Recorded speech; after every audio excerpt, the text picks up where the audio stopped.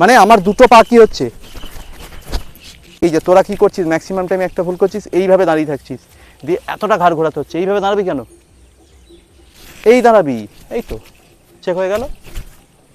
এই দেখ কীভাবে দাঁড়াচ্ছি, যদি মনে করিস এদিক দাঁড়াবো তাও হবে। বুঝতে পারলাম? তার মানে বডি সবসময় সাইড অন পজিশন নেব, তাতে পাস করার সুবিধা। শোল্ডার চেক ম্যাক্সিমাম টাইম কীরকম হবে, ধর রনি আমার অপোনেন্ট, আমি রনিকে দেখছি, ঠিক আছে, এই রকম দাঁড়িয়ে কখনো রনিকে ঘুরবো না, তো কষ্ট হবে শরীরে। অভিজিৎ পালস দে, হ্যাঁ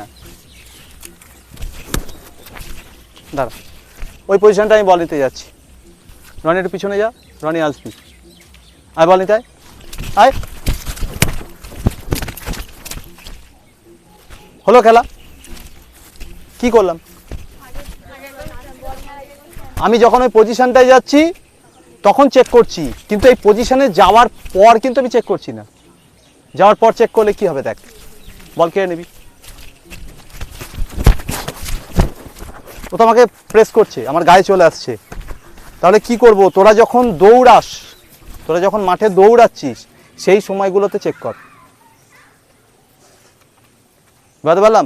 কোথাও স্টিল গিয়ে দাঁড়িয়ে এই বডি ঘুরিয়ে এইভাবে চেক করা, এগুলো করা যাবে না। সবসময় বডিকে মোবিলিটির মধ্যে, মানে রানিংয়ে রাখ, দে, হ্যাঁ দে, হ্যাঁ দে, এই তো। মানে আমার দুটো পা কি হচ্ছে,